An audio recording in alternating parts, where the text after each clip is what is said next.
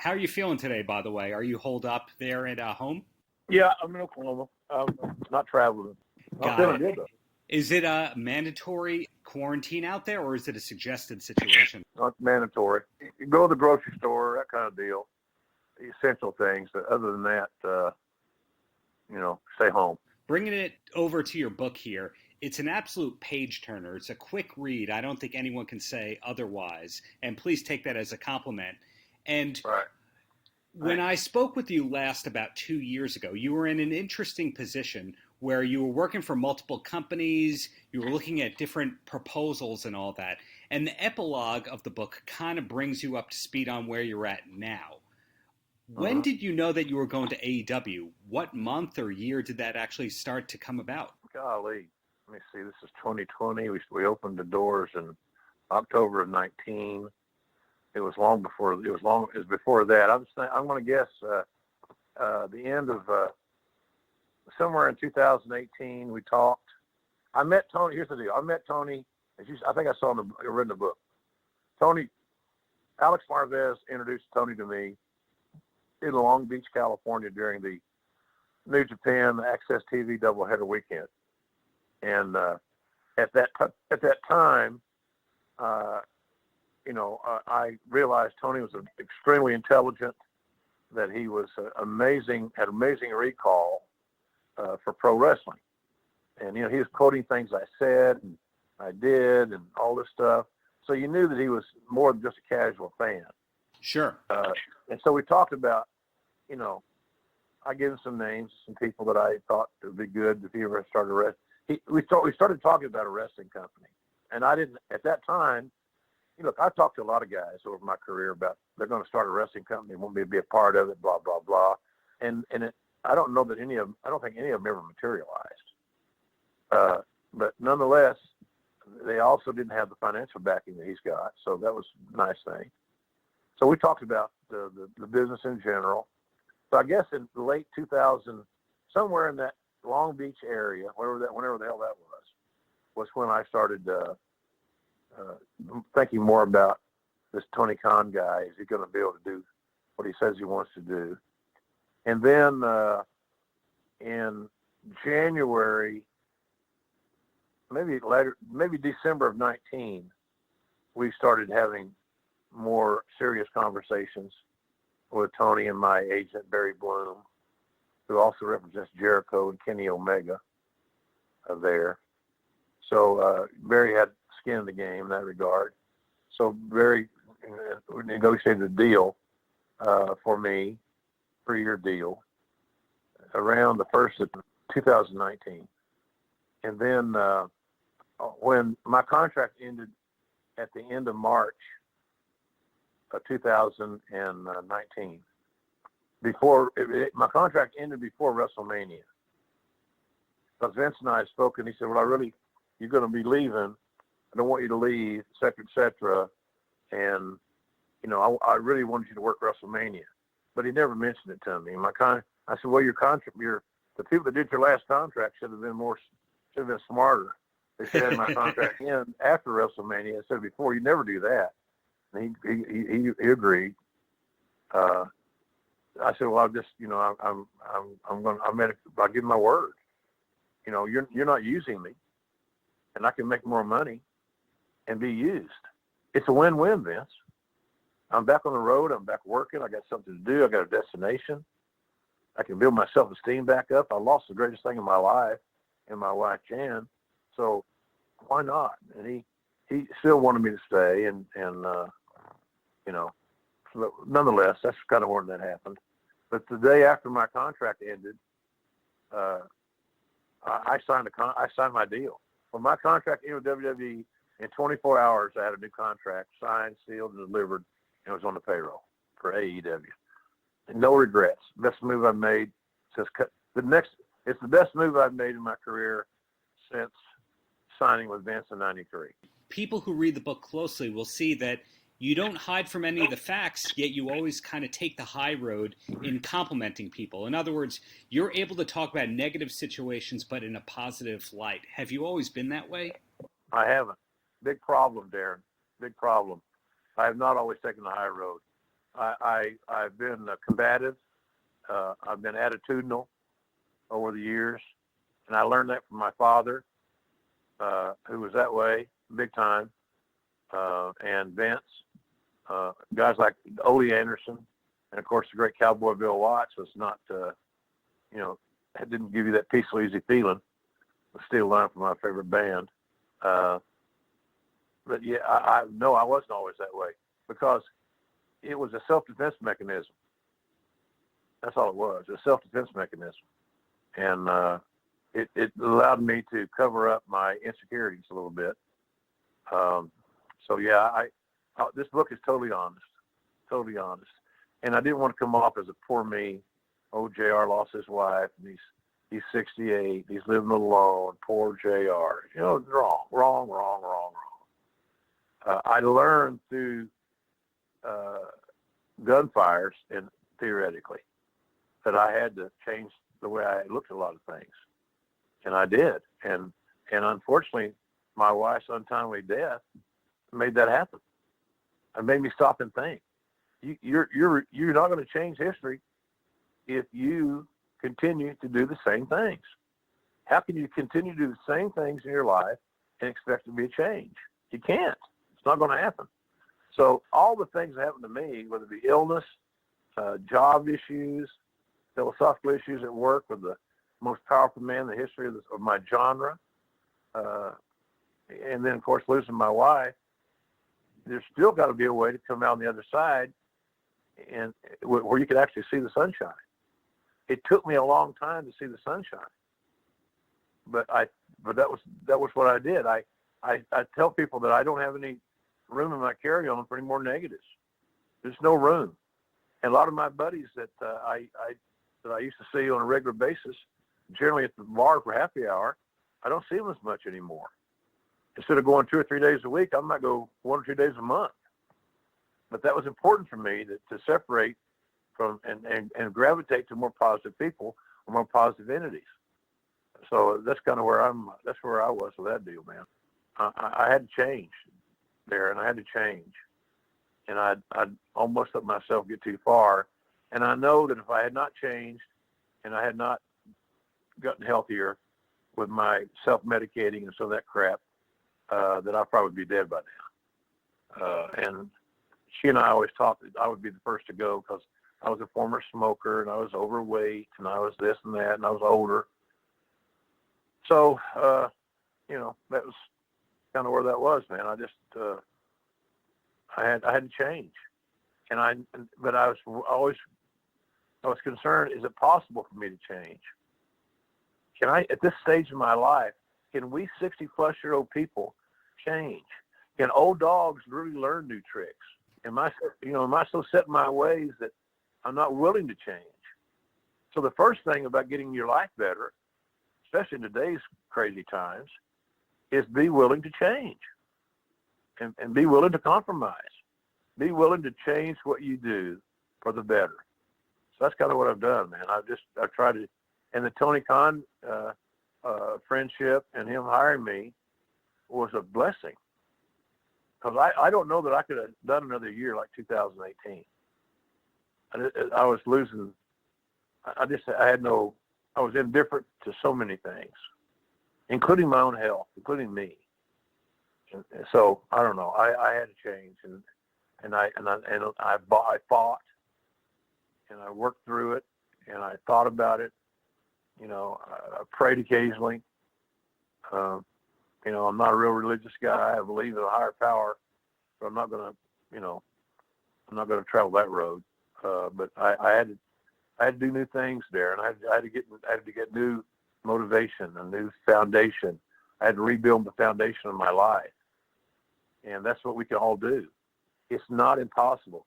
We can't do a damn thing about the hands we're dealt, by and large, not a damn thing. But what we can do is how do we react to those hands that are dealt? I'm not, I just, sometimes you got to throw a couple cards in and draw a couple, you know what I mean? You got to try to improve your hand. That's what I try to do. I try to improve my hand, and that's what I've done. Now, right now, I can tell you this right now, I'm alone in my house. I'm not going anywhere. I may go to the grocery store today and buy some orange juice and some milk and some bread. Big deal, right? Exciting day for JR. Right. That'll be my day. But now I'm healthy. I'm happy. I'm sober. I'm clean. I feel good. I'm blessed to be where I am in my life. My grandchildren are healthy. My daughters are healthy. I think I'm healthy, as far as I know. So, I don't have anything to bitch about other than we could all change our course if we choose to focus on it. But many people give up, then they try to refocus and move on, and they stumble. And so I knew it wasn't going to work. You can't quit that way. You can't do that. You got to continue to try to do good and to do better and to be happy. So that's kind of where I am with that deal. It's not a motivational book, but maybe in a way it is. I think this book's kind of a love story too, talking about Jan and me. The hardest thing I've ever done so far, Darren, is read the audio book. And that audio book is going to be a classic, I really believe. I think people are going to love that because I didn't do it in a reads. I did it in a presentation standpoint. So I read the book, but I read the book in the voices and the tone and inflection of those that I was talking about. So it's a different read than just having the big voice guy come in and do your read for you. It's a little bit more of a presentation. So I think that people are going to be very pleasantly surprised with that. But I'm glad you got to read it already. How'd you get the book? Through Simon & Schuster? Sam made sure that Marlena sent it to me, and it came overnighted, and I really read it in about 6-7 hours. It was such a quick read. Cool. Good. It's good to hear. Something that you just said, a phrase, really just piqued my interest, and that's that you said you had no room in your suitcase for any of that drama. And when I look at what I know that you've got going on, so you're the voice of AEW on weekly television beyond pay-per-views and special events and all that. You've got this podcast with Conrad, which is huge. You've done 2 books in the last 5 years that are for a major publisher. The barbecue sauce line and condiments and all that, which my wife and I regularly use at home. We love it. That's doing well. You also pop up from time to time announcing for other companies. When you've got this kind of productivity going on, how do you get it done? Do you have an assistant? Do you delegate things? Oh, man, a good team, good people around you. I gravitated to Simon & Schuster because they have such an outstanding team and a great track record. Sometimes you take steps forward by eliminating things that are pre-existing.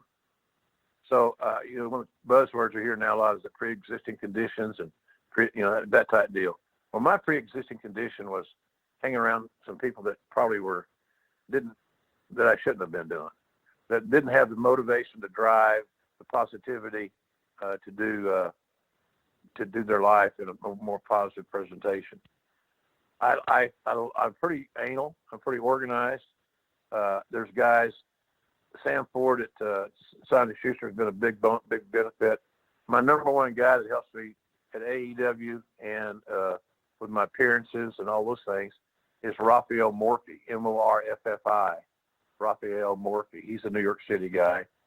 He's a former not worker, but a peer. Sure. He was one of their top market reps for over a decade. So we got to know each other very, very well. So, he helped me. He's produced a lot of my shows, my stage shows, my signings. Raphael helps me immensely. And so you can't do it on your own, but it's up to you to have a good team, and that a positive people, not a slackers, not a bottom feeders or ham and eggers, as Heenan would say. A team. So I got a small team. I did the same thing in my personal life. I hired a brand new accountant, a new accounting firm. I hired who else? I hired some other. I hired a couple of guys to help me here at home, yard, pool, all that outdoor stuff, landscaping. I hired a handyman that I could use when I needed to have something done. He was here today. I couldn't get my ceiling fan to turn on. He came over and did it in about 30 seconds to make me really feel insignificant. Sure. I got guys, and they're all my friends. They're all people I like to be around. And so therefore, when I see them coming, I'm happy. And when we talk about a project, it's in positivity. So everything I have been able to change, I have done so. Everything of negative persuasion, Darren. So that's kind of how I've done that. But I've got a little team around me that are my guys. And, I never had a housekeeper before. I've had a housekeeper now for a couple of years. She comes in once a week. So I've got my little crew around me. I'm the booker of my own little world. You're running the territory. Yep, running my own little territory. We're not away from home too much, but the shows are good local. They're local shows. Travel's doable. I go out in my backyard, whatever. You know what I mean. I'm just being facetious, but you change your people, man. You change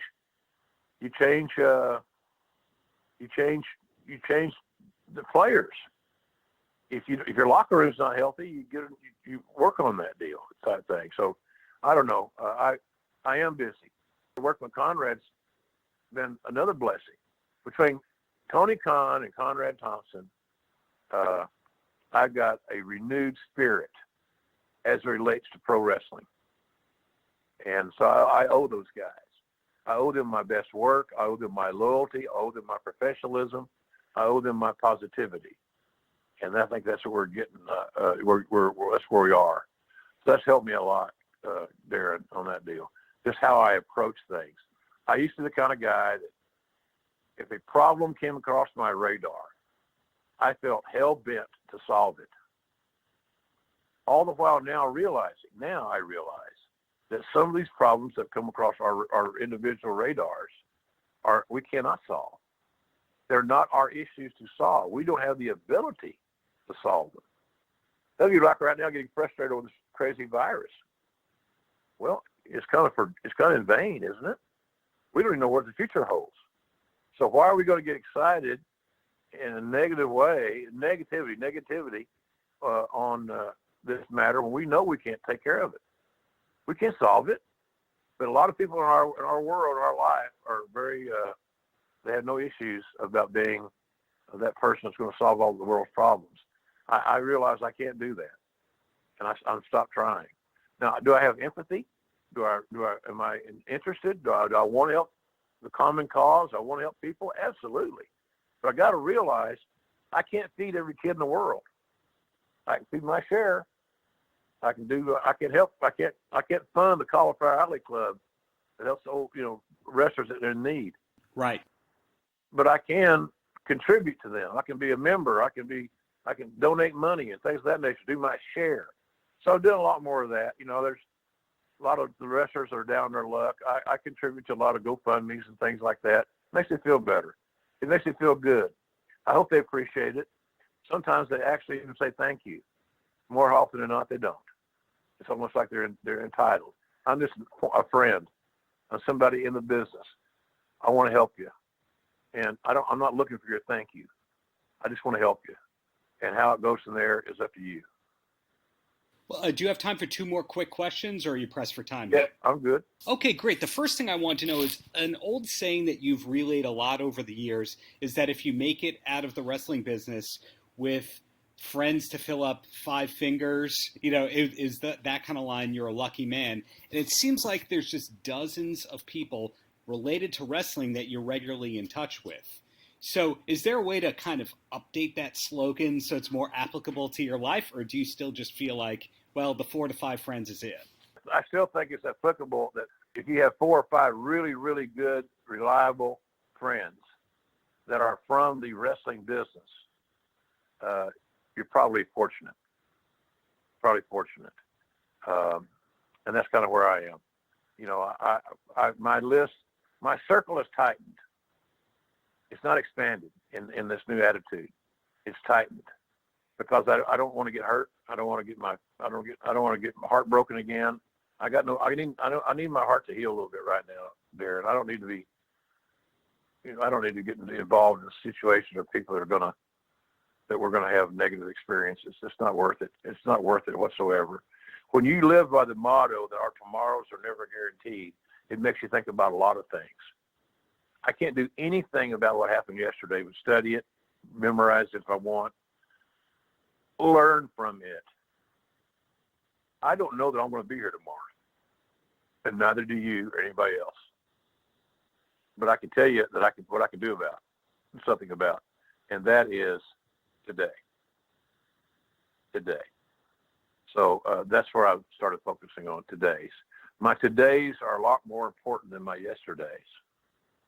And my todays are infinitely more important as well than tomorrow. I can plan for tomorrow. I can have my game plan. I got to go do this. I got to go to the airport here. I got to, check in. I got to go do TV, whatever. But, that's important to have a plan. But it may not happen. I mean, who thought yesterday Norman was still kind of normal in the sense that there weren't as many people out and about, but there's stores that were open. Now there's nothing open. I think we have a handful of grocery stores. That's it. There's nothing else. It's a different world. I've traded my cable and my satellite doesn't go out. It's for times like this. That's why I have cable and satellite. I've got both. Sure. In case something screws up, I can still be entertained and informed and so forth. So I think the same thing applies. And for me, narrowing my circle, on certain areas, I have my new circle that handle my finances. I have a new circle that I got a new insurance guy, handles all my insurance. That's another circle. I've got more circles than I've had in the past, but they're still small. And they're all with very talented, skilled people who have my best interests at heart, and I consider a friend. It's nice when you can go out and have a beer with your accountant or your tax guy. It's nice to be able to, because they're going to, if they have an emotional investment in me, they're going to obviously do better work for me. And that's good. I win. They win. I'm happy. They're happy. So that's kind of where we are. It's really a common sense prospect. But I think I have more little circles, but they're all intimate. They're all manageable. And I like that. So, but, I still got my same wrestling friends I've had basically, Stone Cold, probably the top of the list, and I have a lot of guys that work for me over the years that I get texts all night. JR, how you feeling? My wife, Jan's 30-year anniversary of her death was just a few days ago. I got lots of feedback from a lot of men and women in the wrestling business about that, text messages, DMs, all that good stuff. So that's kind of where that is. I don't know if I've answered that question enough for you, but that's kind of what I'm thinking. If there's something else I can give you, I will. If we go down the list of credits and things you've done, you've, of course, been in movies. Of course, Man on the Moon is one of them. But is there anything that you haven't done in your career that, health permitting and time permitting, you still hope to do? For example, would we ever see a Jim Ross album? Because you are a music guy. No, I'm not going to post anybody that. I'm not that vain or that, what's the word I'm looking for? Delusional. My singing's really good in the car by myself or in the shower. That's about it. So if you said singing an album, so that would be no album. I couldn't carry a tune in a bucket. I like, I'm trying to think I always, anytime I can get my toe back in the football water, I would probably consider it in some shape, form, or fashion. I'm getting my next move. It seems like we've got an interest right now in voiceover work. So that distinctive Southern accent that I've been told cuts through the clutter is now being courted for voiceover roles out in LA that my managers have been cultivating. So that might be an area. I read 3 times to be the voice of KSC. Nobody knows that. Wow. Yeah, I got 3 callbacks. Colonel Harlan Sanders. It's Harlan Sanders. So that's right. I can do all that voice all the same guy that does the voice. He probably works. He's there, does a good job. But I got 3 callbacks to the KSC commercial to be the voice of the Colonel. That was when they were going through these. The creative they had a lot of stars, big stars, bigger than me by far, that were doing voiceover work in costume. But then they wanted just a voiceover guy that could be what they perceived Colonel Harlan Sanders' voice to sound like. So they sent me a lot of tapes of Harlan Sanders talking, and I studied them and listened to them. And like I said, I did 3 reads for them, 3 different times. They sent me a copy back, one and more. I just, at the end of the day, I didn't get the deal, but I'm in the game. So that might be kind of a fun deal. I always thought that was kind of cool. I always thought it was neat. I saw a picture one time on the actor Sam Elliott, who's made a fortune doing voiceovers. Right. Coolers, all these things. And I saw a story about it. He said, it's the greatest job he's ever had. He said, I wear flip-flops and shorts and a T-shirt to work. I walk in and get my script. I guess he's got to deal with his contract where he only will do so many words, which I think is cool as hell, because he's protecting himself by not having to overread. He's got key words. He can enunciate those and make them really stand out. So I thought, man, what a cool gig that would be someday, to be a voiceover guy. So I guess with all that said, I would like to be, another thing that would be on my wish list would be to be the voice of in an animated feature. So I'd like to have a cartoon voice or on an animated feature. Might be a fun deal. So, but really, AEW's taking my time and my energies, and it's fun to be those kids who are young and enthusiastic, and I have to stop and realize, Darren, that these kids grew up listening to me. I can't tell you how many times they say, Jared, you're the voice of our childhood. I've had kids to me said, I can't believe you're calling my match tonight. How cool is that, man? So I'm very blessed right now. I came out on the other side, whole and happy, but it wasn't easy. But it can be done by anybody. If that's your plan and you really, really want to play in the game. Dusty wrote to me years ago that if you give your jersey up, you're no longer on the team. If you're no longer on the team, you can't play in the game. And all of our goals, whether it be a Dusty Rhodes level star or a JR level person, they want to play the game. And because I'm 68, doesn't mean that I don't want to play in the game. I want to play in the game.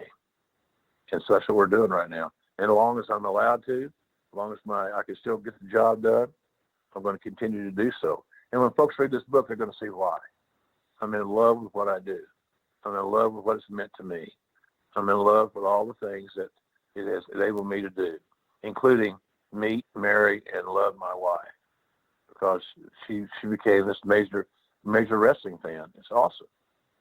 And so good stuff. I'm glad you read the book, Darren. I'm glad you like it. If there's any follow-ups you need from me, anything I can do for you, you got all my contact info, so you just let me know, okay? Paltrocast.